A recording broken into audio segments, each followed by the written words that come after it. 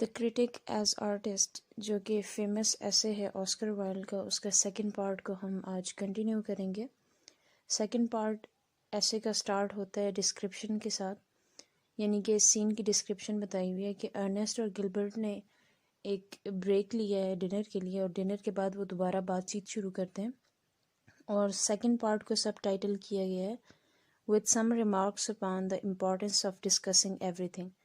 یعنی کہ اس پارٹ کے اندر کچھ آرگیوز ہیں، ان کے کچھ بات چیت ہے کس چیز کے بارے میں، importance of discussing everything, ہر چیز کو ڈسکس کرنے کے اوپر۔ پارٹ 1 کی طرح پارٹ 2 بھی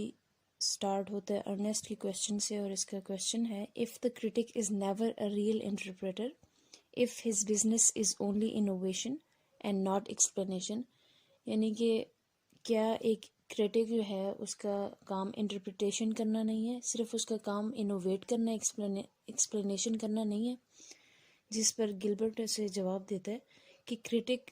سرٹنلی ایک انٹرپریٹر ہی ہوتا ہے۔ گلبرٹ اس بات کو مزید ایکسپلین کرتا ہے، وہ کہتا ہے کہ کسی بھی ورک آف آرٹ یا لٹریچر کے اندر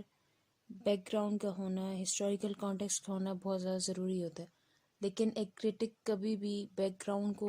ایز اے ریٹلنگ فینکس نہیں یوز کرتا۔ آپ نے اگر آڈیپس ٹیکسٹ پڑھا تو اس کے اندر فینکس کا ذکر ہے، اور فینکس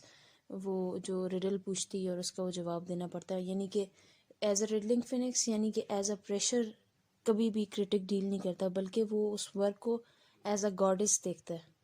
بلکہ کرٹکس کی کوشش ہوتی ہے کہ وہ پیس آف آرٹ کے اندر مسٹری کو بڑھائیں اور دنیا کی نظر میں اس پیس آف آرٹ کو مزید شاندار بنائیں۔ گلبرٹ اس بات کو مزید ایکسپلین کرتا ہے اور کہتا ہے کہ ایک کرٹک شورلی ایک انٹرپریٹر ہوتا ہے، لیکن وہ کامن انٹرپریٹرز کی طرح نہیں ہوتا جو کہ ایک پارٹی کا میسج کنوے کرتے ہیں دوسرے تک۔ گلبرٹ ارنیسٹ کو بتاتا ہے کہ ایک کرٹک جو ہے وہ اپنی پرسنالٹی کو پیس آف آرٹ کے ساتھ مکس کرتا ہے اور اسے مزید ویوڈ اور ونڈرفل بناتا ہے، اور جب اس قسم کے کرٹیکل انوالومنٹ ہوتی ہے ایک کرٹک کی، تو وہ جو پیس آف آرٹ ہوتا ہے وہ مزید الائیو ہو جاتا ہے اور وہ پریزنٹ ٹائم کو بھی ریفلیکٹ کرتا ہے۔ گلبرٹ کے نزدیک کرٹک پیس آف آرٹ کو اس طرح پریزنٹ کرتے ہیں کہ وہ ہمارے پریزنٹ ٹائم کے ساتھ ایک نیو ریلیشن شو کرتے ہیں، اور ہمیں اس بات کو ہمیشہ ریمائنڈ کرواتے ہیں کہ جتنے بھی گریٹ ورک آف آرٹ ہیں وہ لیونگ تھنگز ہیں، بلکہ یہ واحد وہ چیز ہیں جو کہ زندہ ہیں، لیونگ ہیں۔ اب گلبرٹ لائف اور آرٹ کو کمپیئر کرتا ہے، وہ کہتا ہے کہ ہم ایک آرٹسٹک پوائنٹ آف ویو سے لائف کو دیکھیں تو لائف ایک فیلئر ہے، ایک سارڈڈ، میسی اور اگلی تھنگ ہے، چاہے ہم اسے جس فارم میں بھی دیکھیں، جبکہ آرٹ ایک وے آف ایکسپیرینس ہے کہ اس کے تھرو ہم بہت سے نیومرس بیوٹیفل ایکسپیرینس ہمیں آتے ہیں، پلیزنٹ ایموشنز ہمیں ملتے ہیں، اور اس کے اندر کسی بھی قسم کی میس آف لائف نہیں ہوتی۔ اور اسی بات پر گلبرٹ ارنیسٹ سے سوال پوچھتے کہ کیا ایسا نہیں ہے کہ ہم 1 گھنٹے کے اندر اگر بک پڑھیں تو ہم بہت کچھ سیکھتے ہیں، اس کے بجائے ہم کمپیئر کریں اپنی زندگی کے 10 سالوں کو، تو ہم 1 گھنٹے کے اندر زیادہ چیزیں ہمیں سیکھنے کو ملتی ہیں۔ گلبرٹ مزید آرٹ کی امپورٹنس کے بارے میں بتاتا ہے کہ آرٹ ایک ایسا وے ہے جو ہمیں بتاتا ہے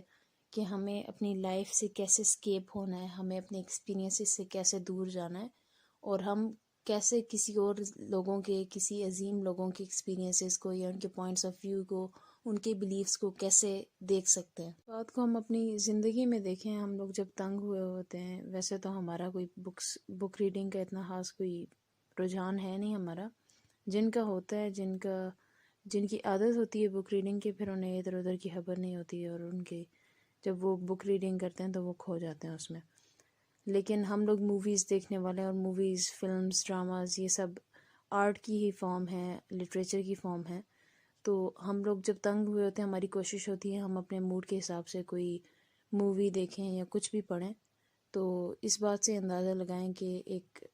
پیس آف آرٹ کا ہماری زندگی کے اندر کیا لائے عمل ہے۔ موویز کے علاوہ ہم کوئی بک دیکھیں، کوئی فلاسفی کی بک، ہم لوگ بہت بڑے فلاسفرز کی بڑی بڑی فلاسفیز کو سمجھتے ہیں اور کچھ انسپریشن حاصل کرتے ہیں، ہم ڈفرینٹ رائٹرز کے کوٹس پڑھتے ہیں جس سے ہمیں انسپریشن ملتی ہے، تو یہ ایسی چیزیں یا ایسے پیس آف آرٹ ہیں جو کہ ہمارے ایکسپیرینس کے اندر مزید باقی لوگوں کا ایکسپیرینس ایڈ کرتے ہیں۔ ارنیسٹ گلبرٹ کی بات کاٹتا ہے اور اس سے بولتا ہے کہ ابھی تک جتنی بھی باتیں تم نے مجھے بتائی ہیں ان ساری باتوں سے مجھے اس طرح لگتا ہے کہ جو بھی باتیں بتائی ہیں وہ بنیادی طور پہ امورل ہیں، جس کے جواب میں گلبرٹ کہتا ہے کہ ہاں تمام آرٹس جو ہیں وہ امورل ہیں، جس پر ارنیسٹ حیران ہوتا ہے اور پوچھتے کہ کیا تمام؟ تو گلبرٹ کہتا ہے ہاں تمام ہیں، لیکن سب سے ضروری بات یہ کہ جتنے بھی مورلز ہیں وہ ہماری سوسائٹی سے آتے ہیں ہماری طرف، اور یہ بہت ہی لمیٹڈ ہوتے ہیں، اور ان کی لمیٹڈ ہونے کی وجہ سے ہم غور و فکر کرنا، کنٹمپلیٹ کرنا چھوڑ دیتے ہیں، جیسے سب چل رہا ہوتا ہے اسی کے پیچھے چل رہے ہوتے ہیں، جیسے رولز ریگولیشن بنے ہوئے ہوتے ہیں اسی ہی فالو کر رہے ہوتے ہیں، بجائے اس کے کہ ہم ایسا کر رہے ہیں، ہم کیوں کر رہے ہیں، اس چیز کو دیکھنے کے بجائے ہم صرف اسے فالو کر رہے ہوتے ہیں۔ تو گلبرٹ کہتے ہیں کہ جو مورلز کے کوڈ ہوتے ہیں، سوسائٹی کے کوڈ ہوتے ہیں، اس کی ایک نیگیٹو سائڈ یہ ہوتی ہے کہ لوگ کنٹمپلیٹ کرنا چھوڑ دیتے ہیں، غور و فکر کرنا چھوڑ دیتے ہیں۔ اور گلبرٹ سجیسٹ کرتے ہیں کہ انگلینڈ کو اس سوال سے زیادہ واٹ آر یو ڈوئنگ، اس سوال سے زیادہ ضرورت ہے اس سوال کی کہ واٹ آر یو تھنکنگ۔ اس کے بعد ارنیسٹ گلبرٹ سے کویشچن پوچھتا ہے what the function of critical spirit is، کہ critical spirit کا فنکشن ہوتا کیا ہے، جس پر گلبرٹ ایک آرنولڈین آنسر دیتا ہے، یعنی کہ آرنلڈ کا جو بلیف ہے اسے ہی لے کر چلتا ہے کہ کرٹیکل اسپرٹ کا مقصد یہ ہے کہ یہ کلچر کو پرفیکٹ بنائے، کلچر کے اندر امپروومنٹ لکھ رہا ہے، پازیٹیوٹی لکھ رہا ہے۔ گلبرٹ ارنیسٹ کے سجیشن کو ریجیکٹ کرتا ہے، اور ارنیسٹ کا سجیشن یہ ہوتا ہے کہ آرٹ از فیئر، ریشنل اور سنسیئر، کہ آرٹ فیئر بھی ہے، ریشنل بھی اور سنسیئر بھی ہے۔ اور کیونکہ یہ ورڈز، یہ ٹرمز جو ہیں یہ مورلسٹک نیرو یونیورس کو بلانگ کرتے ہیں، ہرگز مطلب یہ نہیں ہے کہ گلبرٹ عام یونیورس یا عام سوسائٹی کے بارے میں، ہرگز یہ مطلب نہیں ہے کہ ایستھیٹک یونیورس جس کے بارے میں گلبرٹ بات کر رہا ہے اس کا کوئی تعلق نہیں ہے سوسائٹی کے ساتھ یا لائف کے ساتھ لوگوں کی، بلکہ جس ایستھیٹک یونیورس کے بارے میں گلبرٹ بات کر رہا ہے اس کا مقصد یہ کہ ریفارم آئے، سوسائٹی کے اندر پازیٹیو چینجز آئیں، اور وہ کب آئیں گے کہ جب لوگوں کے اندر کرٹیکل اسپرٹ انسٹال ہوگی، جب ہر بندہ اپنے کرنے پر، اپنے کیے پر اور اپنے کیے جانے والے ہر عمل کے بارے میں سوچے گا۔ آرٹ مورلز سے بہت زیادہ دور ہے، اس لیے نہیں کیونکہ یہ مورلز کا خیال نہیں رکھتی، بلکہ اس لیے کیونکہ آرٹ کا مقصد سچ کو دیکھنا ہے، اور وہ ٹروتھ جو کہ ایٹرنل ہو، جو ریئل ہو۔ اور یہ سب کچھ ہم امپلیمنٹ کر سکتے ہیں ایجوکیشن کے تھرو، انلائٹمنٹ کے تھرو، اور یہ تب ہوگا جب ہم سیلف انکریجمنٹ کریں، خود کو خود انوویٹ کریں اور کنٹمپلیٹیو تھاٹس رکھیں، غور و فکر کریں، جس پر گلبرٹ کہتا ہے کہ ایستھیٹک موومنٹ کا مقصد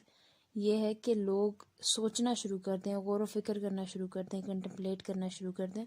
اور جو آلریڈی سیٹ رولز ریگولیشنز ہیں انہیں ہی کاپی نہ کریں، بلکہ اپنے طریقے سے چیزوں کو سمجھیں اور دوسروں کو کاپی کرنا چھوڑ دیں۔ اس کے بعد ارنیسٹ جتنی بھی گلبرٹ نے باتیں بتائی ہوتی ہیں اسے ان سب کو ریپیٹ کرتا ہے اور کہتا ہے کہ میرے دوست آج تم نے مجھے بہت عجیب چیزیں بتائیں، عجیب باتیں بتائیں، اور وہ کہتا ہے کہ ہم نے سب سے پہلے میں نے یہ جانا کہ سب سے زیادہ مشکل ہوتا ہے کسی بھی چیز کے بارے میں بات کرنا، کام کرنے سے زیادہ کسی بھی چیز کے بارے میں بات کرنا بہت زیادہ مشکل ہوتا ہے۔ دوسرا یہ کہ جتنی بھی آرٹس ہیں وہ امورل ہیں۔ تیسرا یہ کہ کرٹیسزم، ہائی کرٹیسزم وہی ہے جو کہ ریویل کرے ورک آف آرٹ کو، اور ایک ٹرو کرٹک انفیئر ہوتا ہے، انسنسیئر ہوتا ہے اور ریشنل نہیں ہوتا۔ اور اس بات پر ارنیسٹ کہتا ہے my friend you are a dreamer, جس پر گلبرٹ جواب دیتے ہیں ہاں میں ایک ڈریمر ہوں، کیونکہ ڈریمر کے لیے سب سے زیادہ مشکل ہوتا ہے کہ وہ مون لائٹ کو ڈھونڈتا ہے، اور اس کی سزا بھی یہی ہوتی ہے کہ وہ چیزوں کو تب دیکھتے جب باقی نہیں دیکھتے، جس پر ارنیسٹ حیران ہو کے پوچھتے کہ سزا، اور گلبرٹ بات کو چینج کر دیتا ہے اور اسے بولتا ہے کہ دیکھو صبح ہو گئی ہے، اور باہر کرٹنس کو ہٹاؤ اور باہر سورج کو دیکھو اور گارڈن کو دیکھو اور گارڈن میں روزز کو دیکھو۔ اور ایسے پارٹ 2 کا اینڈ ہو جاتا ہے۔ اگر آپ کو کسی بھی قسم کے کویشچن ہیں اس ٹاپک سے ریلیٹڈ تو آپ کمنٹس میں پوچھ سکتے ہیں. اگر آپ کو ویڈیو پسند آئی تو اسے ضرور لائک کریں، شیئر کریں اور میرے چینل کو سبسکرائب کریں. Thank you.